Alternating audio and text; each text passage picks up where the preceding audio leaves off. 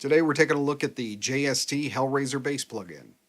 Now I'm not going to do a full kind of tutorial or how to put together the entire sound or explanations of each function. If you're into that, I really suggest you check out the videos that Joey and Ryan have already done on this one. They're really complete, and after watching those, I didn't have to crack the manual and could get started right away, really. I definitely recommend you check those out. Now, getting started with something like this, I have kind of two prerequisites up front for any kind of bass distortion or a plugin that models really aggressive bass like this. The first one is it has to sound good the second I plug into it. There has to be some kind of character overall that I'm going to like. I've seen a lot of virtual plugins and things, and guys will have these long videos about, well, you dial this in and you tweak this, and if it takes 500 steps to really get the sound dialed in, I feel like that's too much. So if you plug it in and it sounds good right away, just tweak it a bit, and that's more what I'm looking for. The other is, anytime you're using heavy bass distortion, a lot of gain, or something that's built kind of like what this is targeted at, it's got to have note clarity and definition. A lot of times when you put distortion on bass, it can sound great in a mix, but as far as individual note clarity or being able to step outside and do anything that isn't just doubling the guitar riff or something, it's just going to turn into a mess because you're basically just becoming a wall of sound, and you're almost more a mix element than you are an individual instrument statement. That's a no-go for me. I tend to write things that don't always follow the riff, as you can probably tell from the beginning video, and I need to be able to cut and have every note be clear and make its own statement. So that's what I'm looking for with this, and I think it's achieved it. So let's take a look. Okay, let's start out at the main screen here, being the amp. One thing I like about this is just the approach to graphics. I mean, we're staring at a screen so often with this kind of stuff. Having something cool to look at and well designed, that's definitely a plus. I like how this is laid out and kind of the graphic design idea that goes behind it. In any case, you've got a fairly simple layout, just like a normal bass head. You've got your input gain, you've got bass, mid, and treble, and you have the almighty clank knob, which of course I've set at 100. I feel like that's really what most people are going to be after with this. Not that this can't do other things or that you can't get more subtle sounds out of it, but if you're going after the Hellraiser, I feel like the clank's the main attraction here. And I like that, again, it's simple. They knew what you were coming after, so they give you one knob. It's not a bunch of minor dials or things that you're going to have to put in yourself to pull the clank together out of it. One knob, right to the point. Now, on top of that, you've got the raise hell switch and the enhance sub. The sub makes your subs more present and pulls them in a little bit, and the raise hell switch just drives you into extreme hate territory, which again, I kind of feel like after moving it in and out, it should be on all the time, just like the sub. It's just a crucial part of the tone I think most people are after getting into this plugin. Now, next up is going to be the cab screen. You have 3 cabs, and I feel like these were chosen really well. You have the 810, which is kind of a darker cab. It's got a lot of muscle to it. It's mostly sub and fundamental in emphasis. You, of course, have multiple microphones that you can use with it.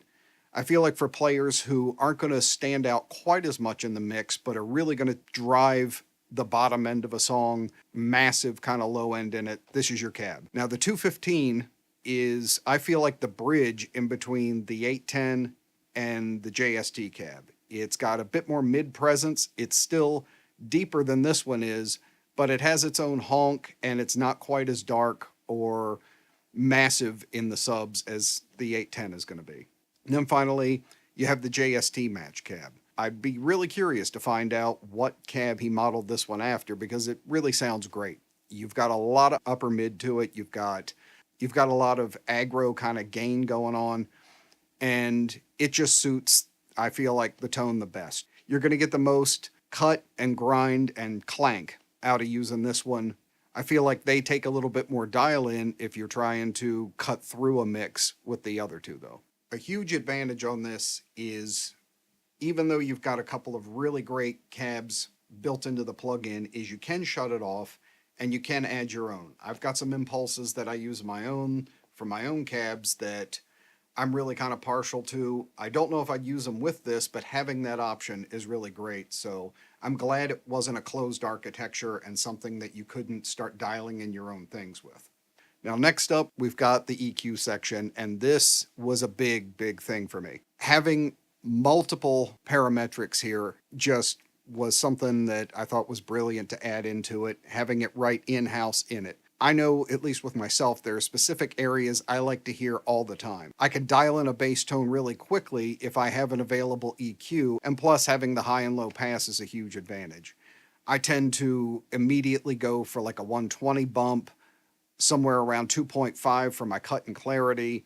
Those are the frequencies I like to hear, and being able to grab them and put them right away without even having to leave the plug-in is a huge bonus. So that I was really psyched to see. Then we move on to the crossover. This obviously splits your signal up, and you can affect it as far as your gain and reduction differently at each end of the spectrum. Now for me, I liked having it close to center, just backed out a little bit. I like a little bit more meat in my top end to keep it not quite so shallow, and I feel like it kind of gets a little grainy if you lean your crossover too high towards the front up here somewhere. But that's me and my personal choice. But also having that in there made a big difference. I really liked having that option about how to shade the tone or how much girth you want to keep on the top end of your sound and what's going into the top comp as well. Now, going back to the beginning, you have the distortion pedal. You can hear I use this one on the very ending of the intro clip. Very cool model. I tried to place it. It doesn't sound exactly like anything else I know, but I'd be curious again to see what circuit they modeled this one after or what they had in mind. This thing can get out of control really quick. It's a massive amount of distortion. I enjoyed really kind of messing it around. I got some unexpected results, and I really like the fact that they have this switch in it that you can bass boost if you have a massive amount of clank in your sound. You can go to the normal setting, or you can incorporate some dry. It's a really versatile pedal, and it's, again, I like that it's inside the plug-in, everything's self-contained, so that it's a go-to option. You don't have to step outside and add on other plugins. Everything's right here in-house. So my final thoughts are, I think these guys pretty well knocked it out of the park. If you're doing aggressive bass, this is a no-brainer to have in the toolbox.